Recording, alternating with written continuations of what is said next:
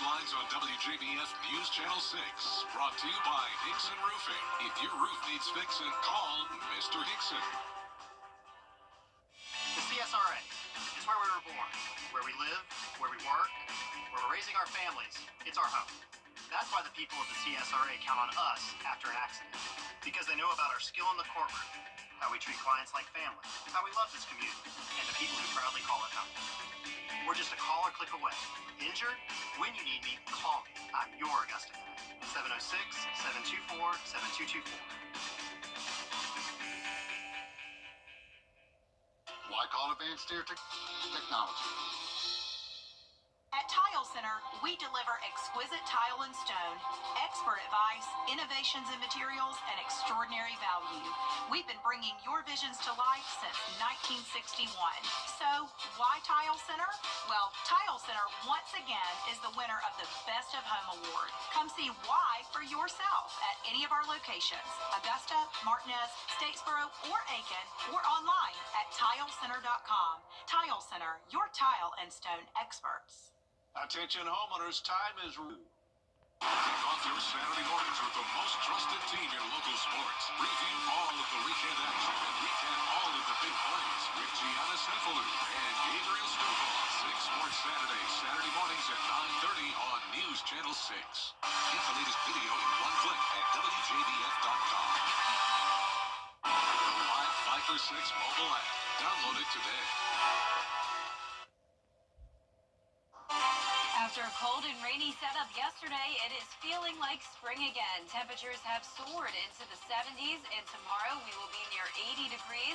And then as we go into the weekend, we will have a chance of rain and maybe even a few thunderstorms. I'll have all those details coming up. Now on News Channel 6 at 5, South Carolina lawmakers working on this year's budget. Why discussions didn't get very far today, as your News at 5 starts now. Live from Television Park, this is WJBF News Channel 6 at 5. Good evening, everyone. I'm Jenny Montgomery. Thanks so much for joining us. Coverage you can count on begins with South Carolina lawmakers debating the state budget. So it is much, much warmer today with temperatures up to 20 to even 30 degrees warmer than this time yesterday. That is putting us into the 70s. So right now Augusta is at 75, sunny and 75 in Louisville and Bamberg. Aiken sitting at 73 this evening, 74 in Evans. Of course, now with the sun setting later, we have more opportunity to warm up with the sun now staying up all the way until around 7:30. So we do have nice blue skies here in Waynesboro on our Terry Lambert Hyundai Skyview cam. Winds aren't whipping back and forth too much. We are seeing a much lighter breeze than yesterday, and relative humidity is nice and low, only up to around 20 to 30%. High pressure is taking over, and winds are coming out of the southwest, 6 miles per hour in Augusta, 11 in Aiken, well now 10 in Aiken, and 6 in Waynesboro. For the rest of your Tuesday evening, things look good. We'll drop down into the upper 60s around 7 p.m., low 60s by 9 p.m. And over the next few days, we'll continue to see that high pressure down in the Gulf, and that'll keep us nice and dry. But you can see we will have a minor disturbance coming through on Thursday, bringing a few storms, and that will drop our temperatures down to 75, but then we're right back to 79 on Friday. I'll have more details with a look at your 10-day forecast coming up, but back to you, Jenny. All right, thank you, Jenna. Local organizations are teaming up with groups from across the country to help with Hurricane Helene relief efforts. Bria Smith takes a look at how this is helping some homeowners in our area.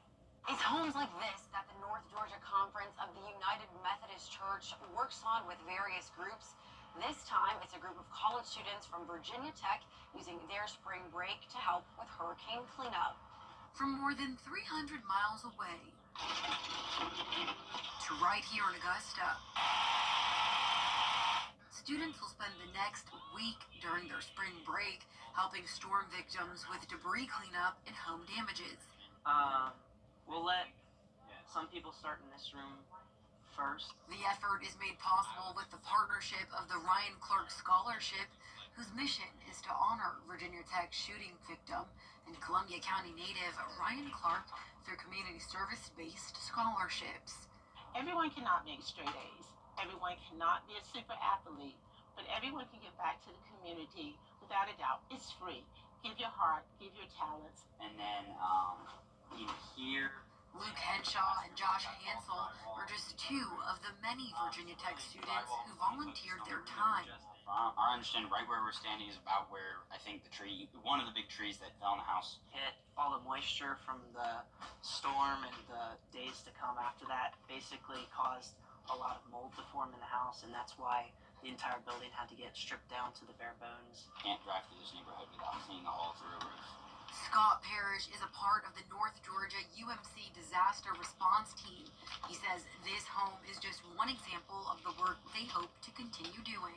We identified this home early on as a home and a homeowner that needed extra attention because they were uninsured, so they just needed extra help.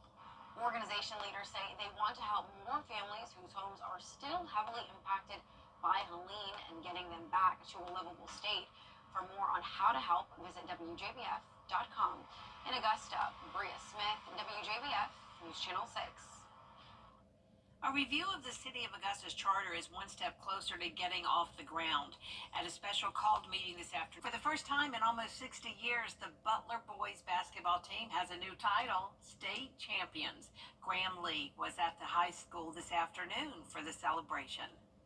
The Butler Bulldogs have found much success on the court in recent years, but the one thing they've been so hungry for is a state championship.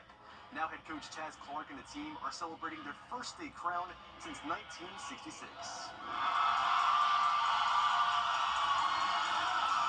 A packed gym at Butler High School giving thunderous applause for their state champions. The Bulldogs have reached the state championship game 3 times in the last 14 years, but haven't been able to get over the hump. They lost 8 of their first 15 games this season, but finished by winning their last 14 games to bring the title back to Augusta. Head coach Chaz Clark is now the first former player and assistant coach at Butler to lead his alma mater to a state title. Kind of the last few days since it happened, been thinking about a young kid, raised in Augusta, Georgia, from Willis Road Elementary, Winter Spring Elementary, Seago Middle, then to Butler High School. I just hope that all of this celebration and pageantry hoopla, I just hope it's a testament and it's evidence to our community of what we can accomplish together. With only 4 seniors on this year's team, the Bulldogs are set to have several returners come back for the 2026 season. Coach Clark says he and his team are already setting their sights on defending their long-awaited title. In Augusta, Graham Lee, WJBF News Channel 6. Coming up, protecting children online, how TikTok is making it easier for parents. Next. And spring-like days this week with high temperatures soaring into the upper 70s tomorrow. Then by this weekend, we could have a severe weather setup and maybe some flooding concerns. But we will continue to stay warm into next week. Stay with us for your full Viper 6 forecast coming up. Jeremy Hyde. The News Channel 6 mobile app is now even better. Download it today. Social media app TikTok is now making it easier for parents to track their kids' activities on the platform. Jacqueline Lee explains how. Today, new ways to watch your kids and the clock on TikTok. The hugely popular social media app is rolling out a feature called Balanced Digital Habits in order to help parents watch their children's usage and even control their child's access. It really activates an important dialogue between parents and kids and teens about when it's appropriate to sit and scroll the app. The first new feature is called Time Away. This will allow parents to block kids and teens from being on the app at certain times. For some families, that could mean blocking access during the school day or even at night. Another new feature is called Family Pairing. Parents will be able to see who their child is following on TikTok, who follows them, and who their child has blocked. It gives families even more transparency and potentially protects kids from following accounts that might provide misinformation, bad information, even cyberbullying. And finally, TikTok enacting a wind down feature for teens under age 16. After 10 p.m., if they're using the app, their feed will be interrupted with a full screen takeover. It will have calming music and encourage the teen to be mindful of the time. However, TikTok reporting that for those who have used this feature, the kids kept using it even after that full screen takeover. We can include this potentially in a list of bedtime hygiene. So this could be turning down screens, getting teeth brushed, making sure that everything's ready so kids can slowly calm down, turn down the energy, and get to bed. And now for those of you saying, hey, wasn't TikTok banned? It was back in January, but President Trump postponed that and gave TikTok 75 days to sell to a non-Chinese buyer. His administration now says 4 different groups are interested in buying it, with business analysts estimating it's worth between $100 to $200 billion. Jacqueline Lee, ABC News, Los Angeles. Several groups are pushing lawmakers to toughen gun laws in Georgia, especially after last year's school shooting at Appalachia High. State House lawmakers passed a bill that would establish a tax credit program for up to $300 per taxpayer who purchases firearm secure storage devices or completes a firearm safe handling course. Eligible expenses include gun safes, trigger locks, cable locks, and will be capped at $10 million annually for the state. Another devastating group of them, though, is the 30% of firearm deaths under age 19 that are suicides. And any of us would be devastated to find out that ours or one of our family members or extended family or friends, firearms was used by a child, someone under 19, to end their life. The bill states that each taxpayer can only receive the tax credit once in their lifetime, and if approved by Senate lawmakers, it would run from 2026 through 2031. Still ahead, honoring people and businesses who are taking the lead in serving the CSRA. How the United Way celebrated community fundraising efforts after the forecast. Weather headlines on WJBF News Channel 6. Brought to you by Hickson Roofing. If your roof needs fixing, call Mr. Hickson.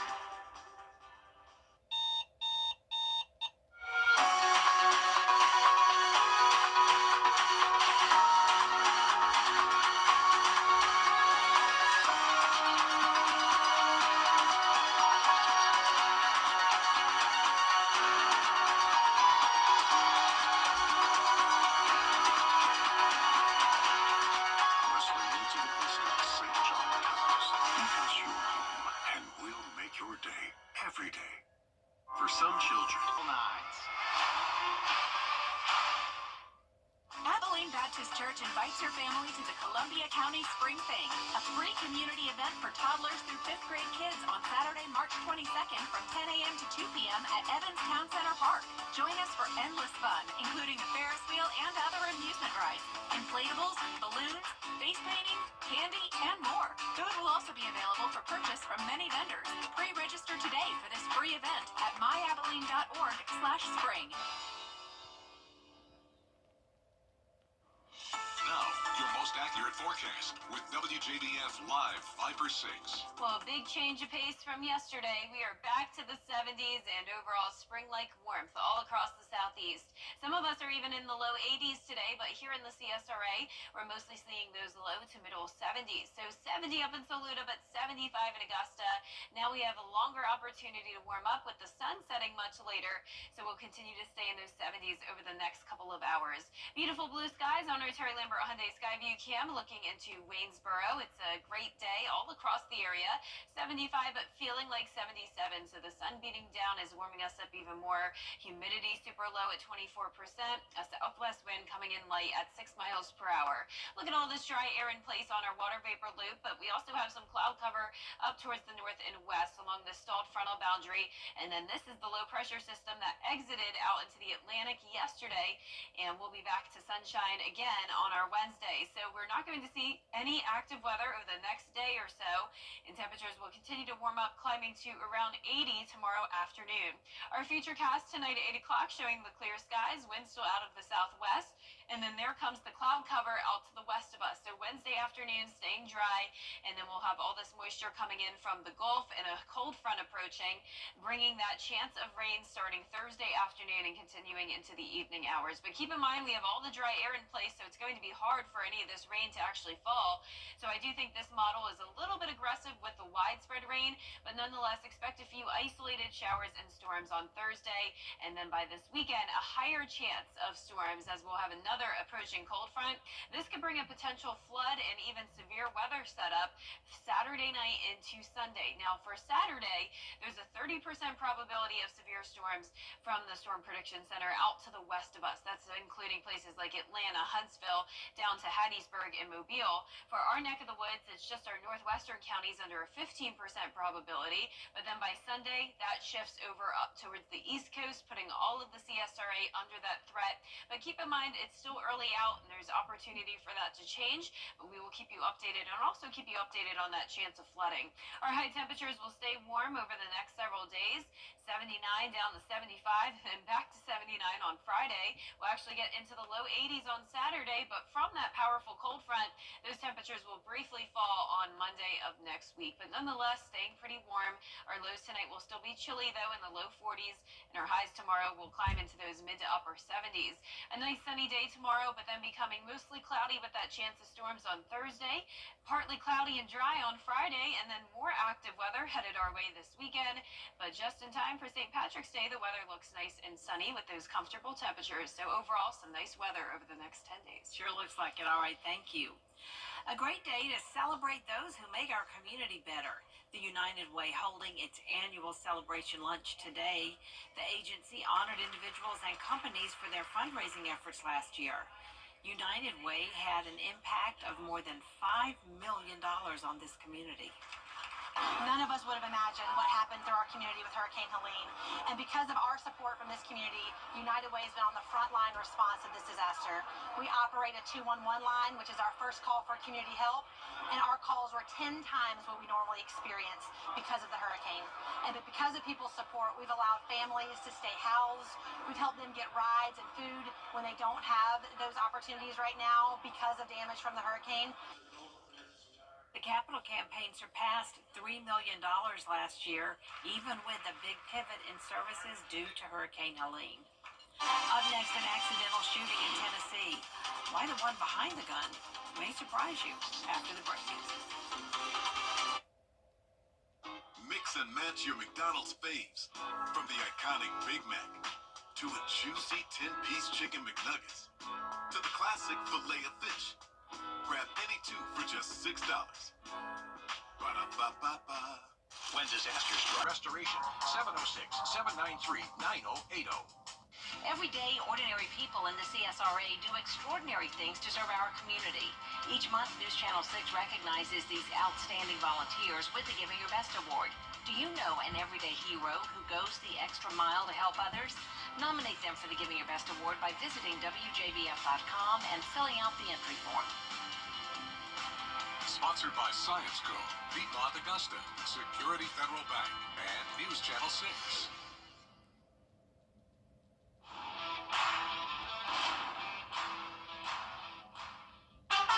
He's Mayberry's sheriff without a gal. Hello, Doc.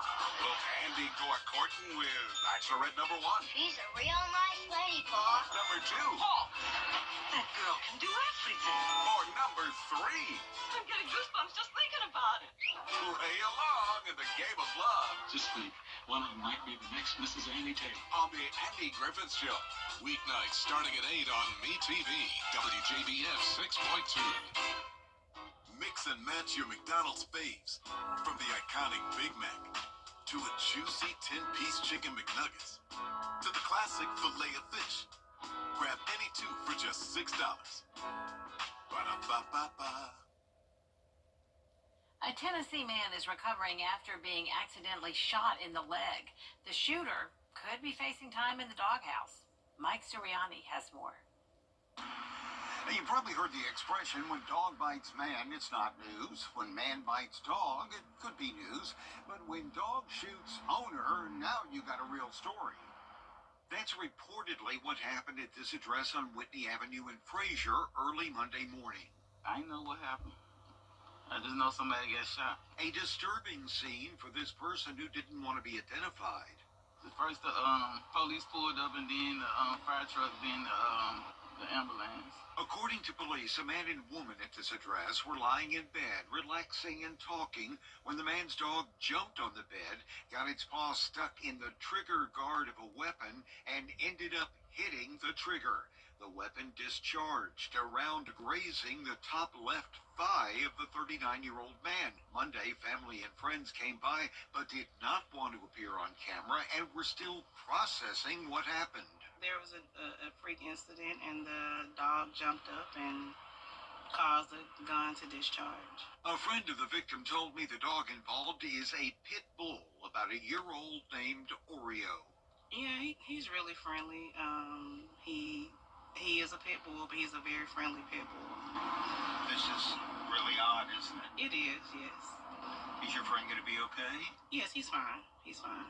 The victim was taken to Regional 1. When police asked for the weapon, the victim told them the woman left the house and took the weapon with her. Police did recover one shell casing. I was told Oreo is at home, but I was not allowed to take his picture. For your news leader in Fraser, Mike Suriani, WREG. And that does it for us this half hour. But we do have more coverage you can count on coming up at 5:30, including 5 years since the COVID-19 pandemic, what we've learned, and where we go from here after the break.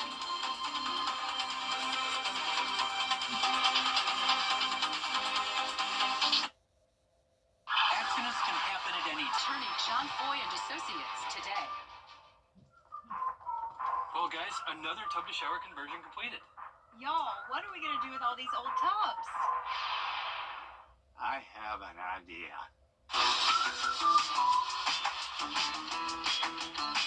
Join the Bathfitter family today with 0% interest financing for 24 months.